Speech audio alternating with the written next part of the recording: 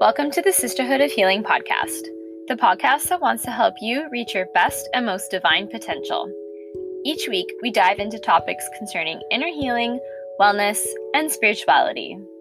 We discuss strategies and practice from our own personal experiences regarding higher energies, trauma, and connecting to the divine as we take you through our own personal journeys to discover the highest versions of ourselves. In combination with guest speakers, we bring you a comprehensive guide to mental and spiritual wellness and the ability to connect to yourself and the world around you on a deeper level. I'm Nicole. And I'm Christina. And we are two sisters who want to take you along on our spiritual and healing journey. We are each on our own individual healing and spiritual path and bring unique perspectives regarding yoga, chakra healing, meditation, intuition, and trauma healing. Sometimes life is messy, sometimes it's confusing, and sometimes everything falls perfectly into place. Join us as we navigate the path to divine enlightenment together. Hello, sisters, brothers, and all non-binary listeners, and welcome to today's episode of the Sisterhood of Healing podcast. On today's episode, it's me and Nicole, and we're chatting about Nicole's healing journey and kind of what the transition from her own personal healing journey into motherhood has been like. Hey everyone, we have the tiniest, newest member of the sisterhood here with us today. We have 2-month-old Gabriel, so you might hear some background noises, but he's pretty content right now, so we're hoping he's gonna stay content for the remaining of his podcast recording, but we'll see. And if you hear it buzzing, that's just his vibrating chair, his massage chair that I wish I was chilling in right now. Right? Don't we all? It's pretty amazing. He looks pretty cozy tucked up in there. So I guess, Nicole, what we kind of want to talk about, or like what I'm curious about, I guess, because I haven't even chatted with you about this, is I guess maybe start off with what your journey was like before, like why you went on your healing journey, and then kind of how your journey has morphed as you have you're kind of like settling into motherhood, and then like what that journey's like been like. Yeah, so I would say that my healing journey probably started about 5 years ago, and that's when my awareness of my need to heal, I guess we could call it. I felt like I was in a really angry place. I was just generally an angry person, not feeling like I was where I wanted to be in life. Felt like my ego was leading me. And I feel like really what started it all was when our mom got diagnosed with breast cancer. And it made me realize that before this diagnosis, like I really had nothing significant to be angry about, and life could be so much worse. And why was I angry about everything? Like this is something serious, and like that's what I can be angry about. But in that moment, I chose not to have anger about it. I don't know why, but maybe it was just how I coped with it, that I needed to be strong and I needed to be positive and I needed to not let it get to me. Like you chose not to have anger about mom's diagnosis? Yeah. And at that time, that's when I started doing yoga. And so with yoga, I got into meditation, which, like, you know, you and I have discussed so much on the podcast. And I started to heal mentally and spiritually and physically as well. And having like scoliosis, having a lot of body pain. I was always, I guess, moody, being in pain. And so I started to physically heal. And when I started to physically heal, I guess all of that mental and emotional healing started. So yeah, and then I started doing my teacher training in 2021, my yoga teacher training. And I started learning more about the ego and how I was letting that present itself in my life, and how it made me, I was almost like jealous of where other people were. Like I said, I was unhappy with where I was, and it gave me more of an appreciation for where I was in my life and where I was in my journey. Yeah, and it wasn't something that happened overnight.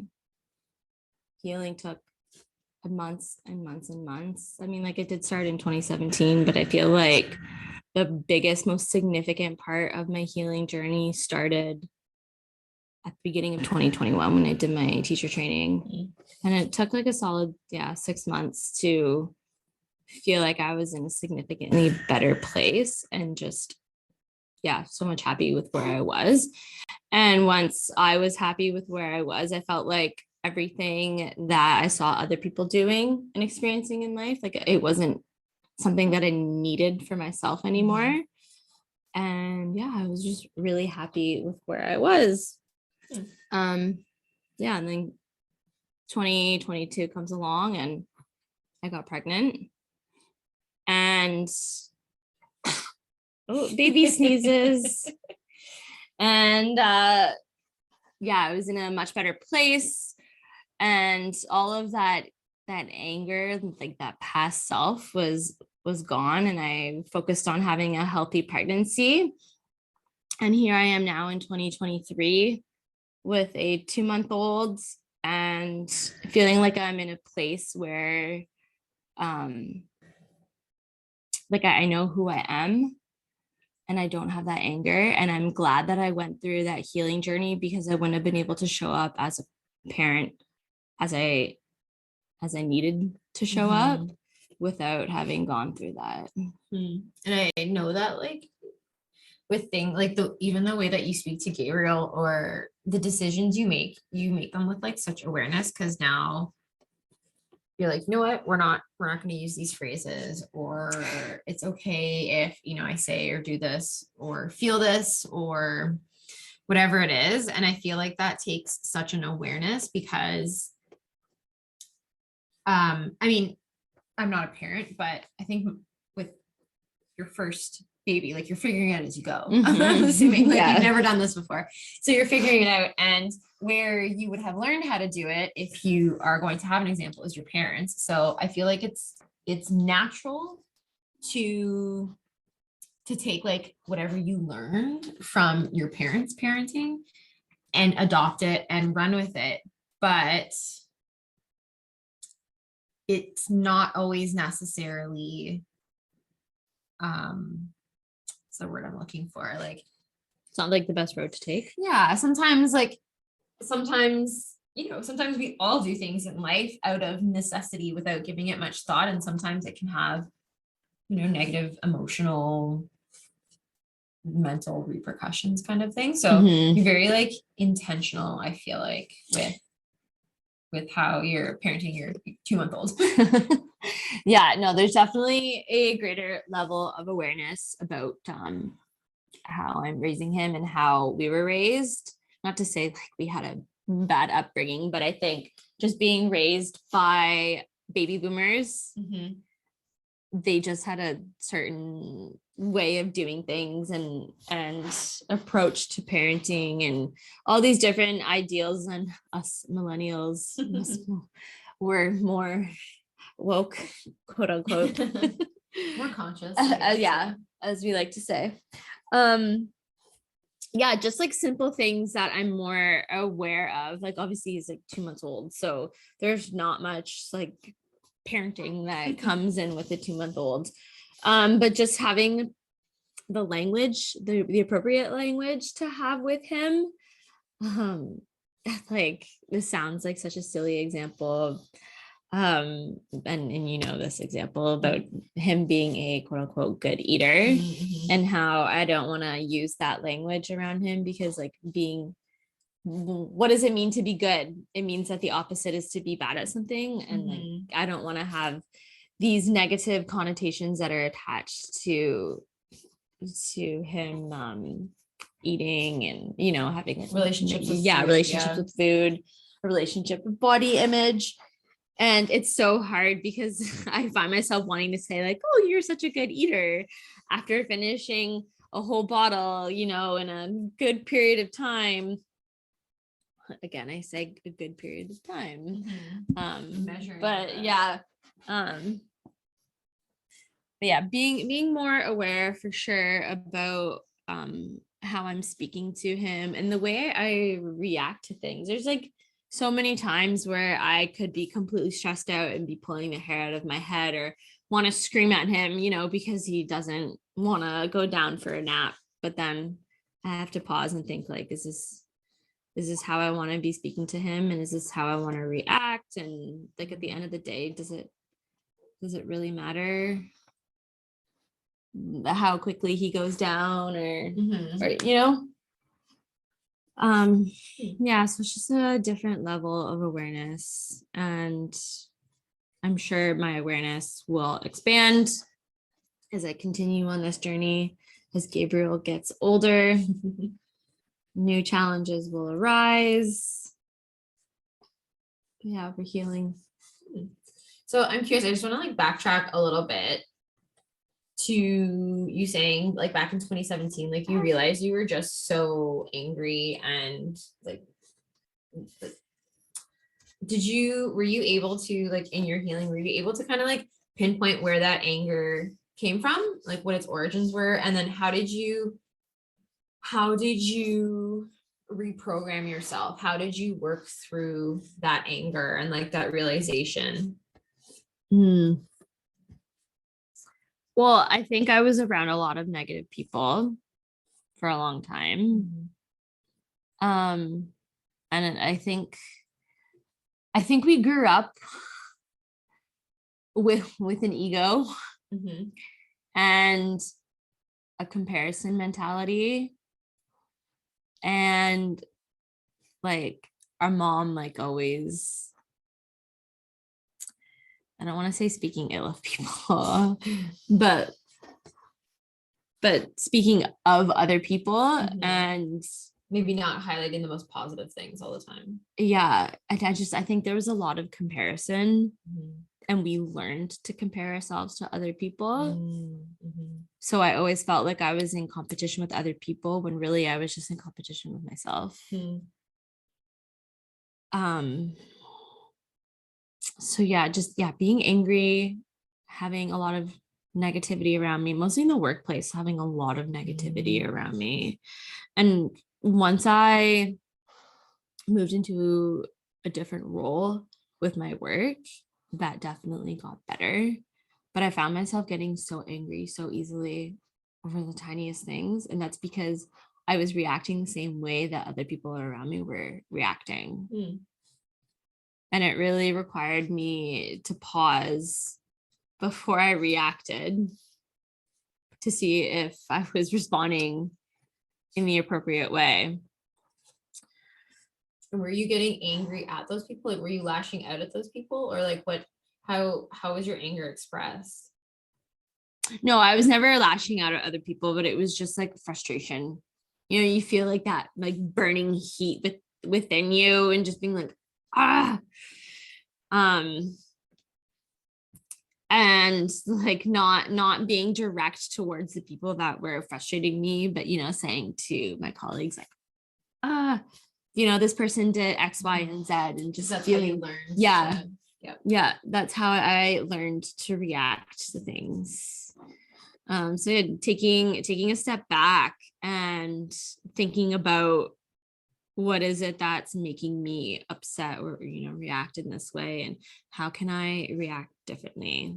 And it's all about just taking a pause, taking a breath, and like giving other people that grace, being kinder and more aware of where maybe they're coming from. I feel like in the day-to-day, like our lives are so busy that we fail to take the pause, like let alone for ourselves, but especially to have those few moments or those moments of awareness to give other people that understanding.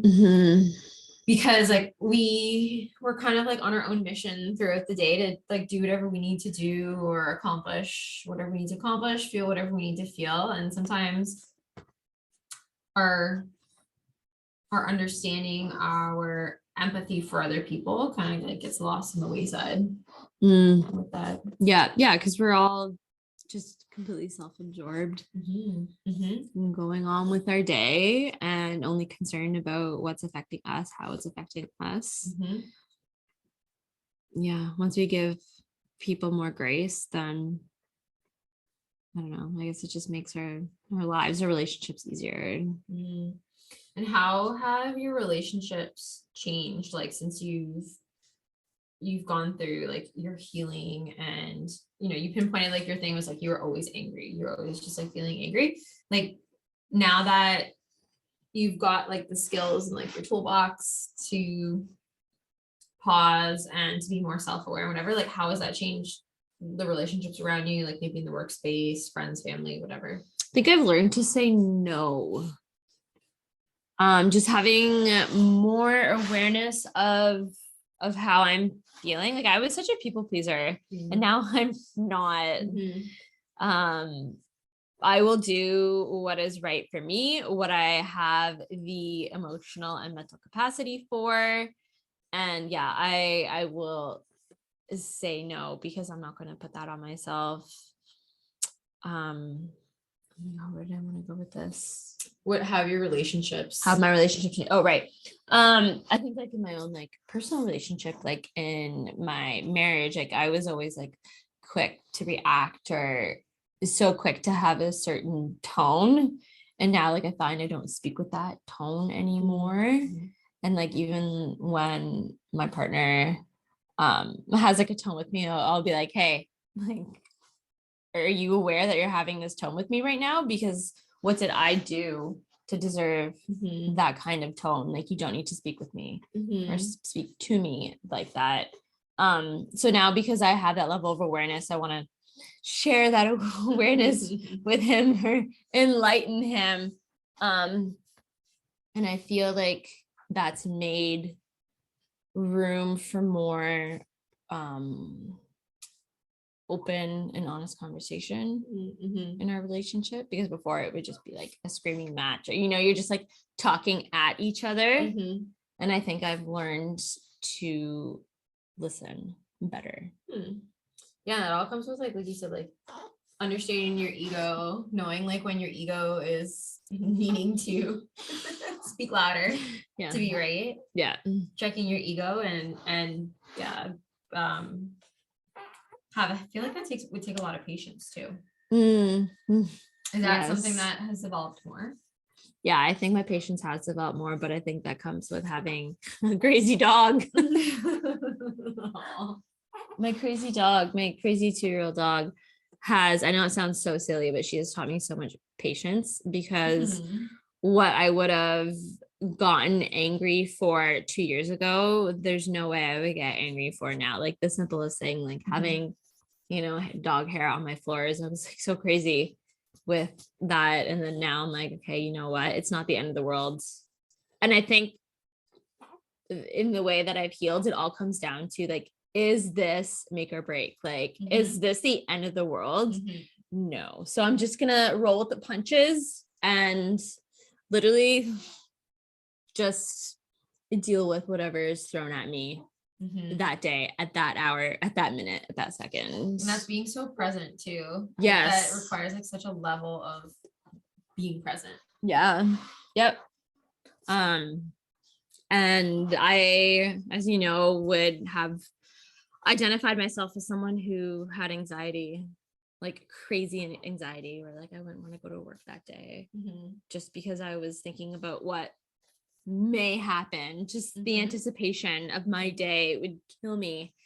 And now I don't have that anxiousness. I guess I do to a certain extent now that I have a baby, but in the last year pre-baby, I could honestly say that I did not feel that anxiousness, because I just took things as they come, dealt with them as they came. I think it's really important because a lot of times like we build ourselves up and we build like all these scenarios up in our mind of like what could happen if, or like making up scenarios and going over and over them and fixating on them. And then by the time you actually get to that situation, it doesn't even happen, but you're so worked up. Yeah. You're so upset in your head, right? Yeah. Yeah. It's all literally like events that we're making up. Yeah. It's so silly, but I'm sure all of us do it. Oh yeah. I heard a saying once that this is saying most of our fears are made up, or most of our anxiousness is made up by our fears that never even come to fruition, like something like that. Like we work ourselves up over these things we're worried about and these things that could happen, and the things like never happen. So why are we wasting all of our time being worried about it? But again, it all comes down to presence. Yeah, it's so true. And now as a mother, I find myself being like anxious in the morning, like, okay, I need to get up, and like, because I'm like pumping my breast milk instead of breastfeeding my baby directly, I like wake up and I'm needing to do that, and I'm needing to feed him and feed myself and change out of my pajamas and, you know, brush my teeth and do all these things. And my anxiety has changed because I'm like trying to do all of these things so quickly. And now I'm needing to take a step back and really think about what actually needs to be done in that moment. Again, it's all about being present. Like, do I absolutely need to brush my teeth in this moment? No, I don't. What I absolutely need to do is feed my screaming baby or whatever, right? Like, I'll get stressed out because I need to put him down because I feel I need to go do the dishes. It's like, does that really matter right now? I don't know. My priorities have changed. I think that's really important. When you just said like, do I need to go do the dishes? I think of when we were growing up and like mom and how stressed out mom used to get. Yeah. So that's around the holidays, or like when we would have company over because she's like, the house isn't clean, like this is over here, that this needs to be done. And she would just, she was so stressed out to the point where it was stressing us out. It was impacting everyone in the household. And I just think like, really, do those dishes need to be done? Like, no. Does it? If I need to make a bottle, yeah, you know what? I need to do that, but it's not worth your sanity. It's not worth your peace.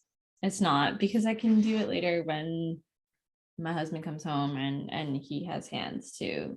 And if the dishes have to sit in the sink for 2 or 3 days, like who cares? You know what? I'm sure there's gonna be times where that happens, and that's just life. Yeah. No, it's true. I hope. I don't know if I can get to that, but I can manage having dirty dishes for at least a few hours. Yeah. So I'm still healing. That's okay. That's okay. But in my defense, I don't use my dishwasher, and I need one sink to clean bottles with. So you've got to keep. Yeah, I need to keep up with that. But I mean, that's dish talk. Say, like, do you think you notice a change in me? Oh, do I notice a change in you? I have to think about that because I see it all the time. I think oh, you get emotional. I think I notice your level of awareness. I definitely really noticed that. And yeah, the anger thing, if I actually think about it, like you're not like losing, I was gonna say losing your you don't lose it and snap. And yeah, and I'm like really proud of like the mother that you are, because I'm really emotional. I'm really emotional. No, because it's just like so heartwarming to like, I just think you're such a good person, and to see you now like using your level of awareness and your skills to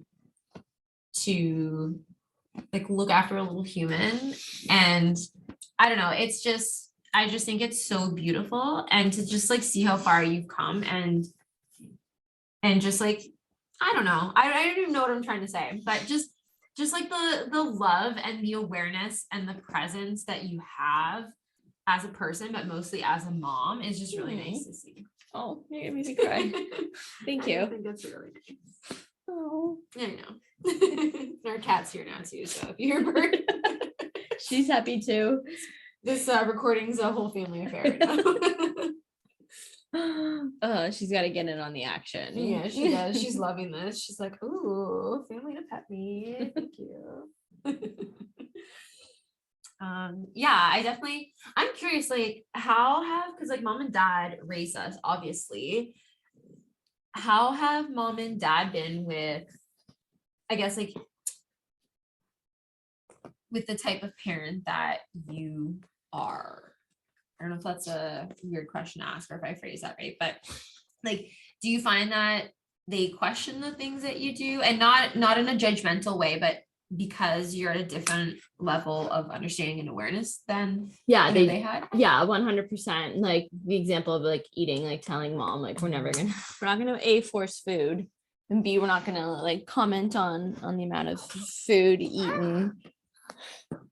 So yeah, they do question it, but not from a judgmental perspective. It's from like definitely understanding, and then just wanting to understand why I'm choosing to parent in a certain way. Mm-hmm.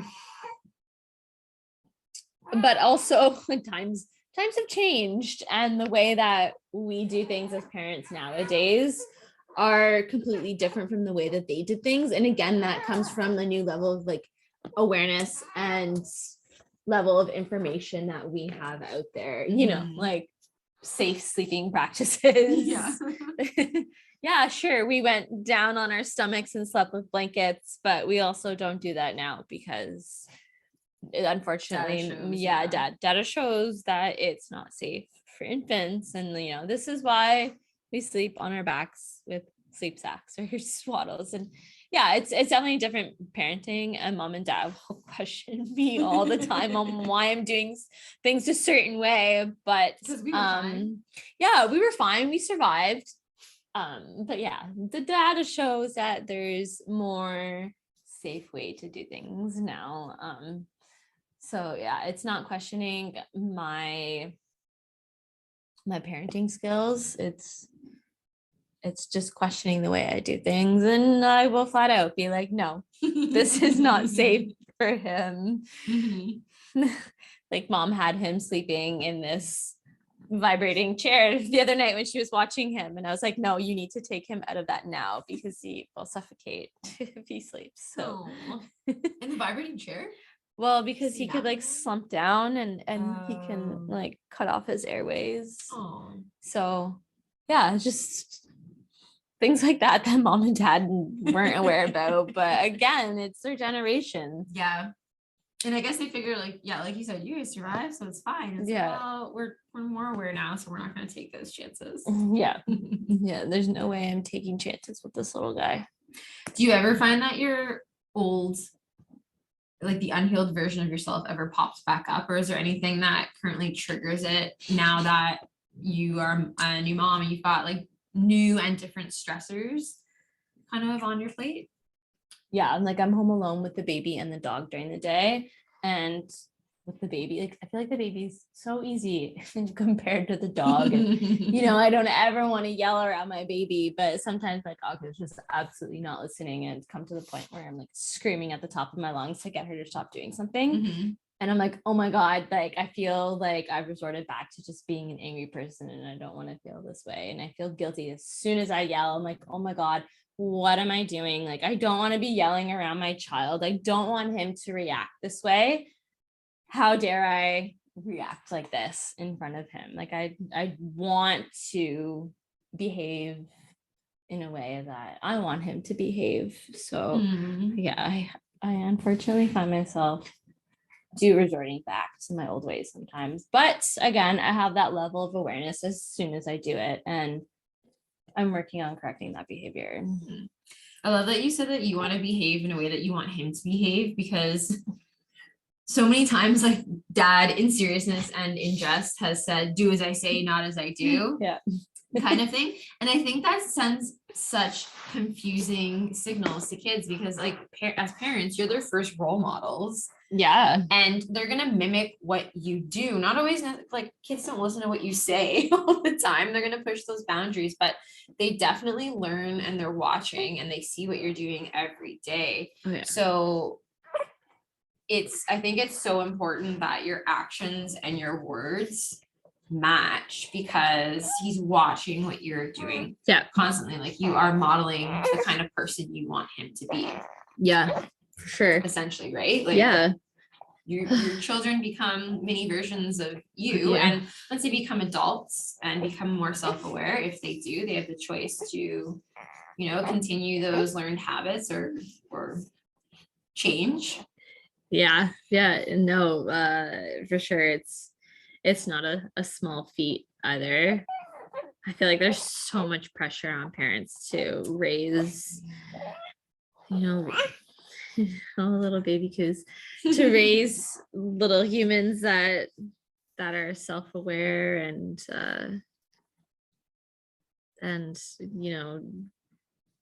good contributing members of society. I think there's so much on parents, but I just try to not be super hard on myself and literally just take it day by day. Yeah, I think it's really good advice. And I think sometimes it's important for us to hear that, like, just take it day by day and be easy on yourself. And it's simple advice, but I think it's valuable advice because I would imagine, life in general gets overwhelming. I would imagine life with a tiny little human you're trying to keep alive is really difficult as well and overwhelming. So yeah, for sure. I'm just glad that I'm in a place that is healthy and I can be the healthiest version of myself for him. What advice would you give to new moms out there if any of our listeners are new moms right now? I would say new parents. I would say to give yourself some grace and do what you feel is best for you, not what you think other people want you to do. Yeah, block out that old parenting advice. Don't hold your baby too much. I was just gonna say, I can't believe the number of times that I've been told in the last 2 weeks that I'm holding my baby too much. God forbid I have a child who feels safe and secure around me. How unfortunate would that be? And at the end of the day, am I gonna have a 12-year-old that doesn't want to be put down? No. Eventually he will not want to be held by me, and he's only small for so long. And if that means I have less time to do the dishes and more time to hold him, and then that's the way it's gonna go. Then so be it. Any final words or anything else that was left unsaid that you really think has been an integral part of your journey that could be helpful to other people? I feel like we said it before and I'll say it again, that healing is not linear. Sure, it says that. Oh, and Kat is brushing up against the microphone. Sorry, everyone. There is ASMR right there. There's literally so much back and forth with healing, and there's always going to be a new trigger. Yeah. And you're always going to be healing some version of yourself. Whenever I don't think we're ever completely healed. No. Well, we're humans, right? We're constantly learning, evolving, and like you said, there's always going to be triggers. There's going to be new experiences that we're going to need to learn how to cope with. And life comes at you fast and furious, and just understand that, like you said, take it one day at a time. Yep, exactly. One day at a time.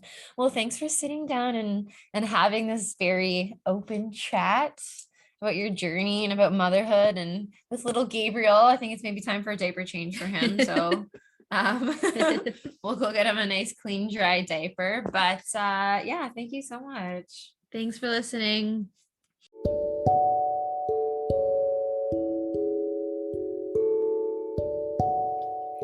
That's it for our show today. Thanks for joining. Remember, you can always reach out to us on our socials, on Instagram at sisterhood_of_healing, or on TikTok at Sisterhood of Healing. We love to hear from you, so please reach out to us at any time. Thank you for journeying with us today. We'll see you next time.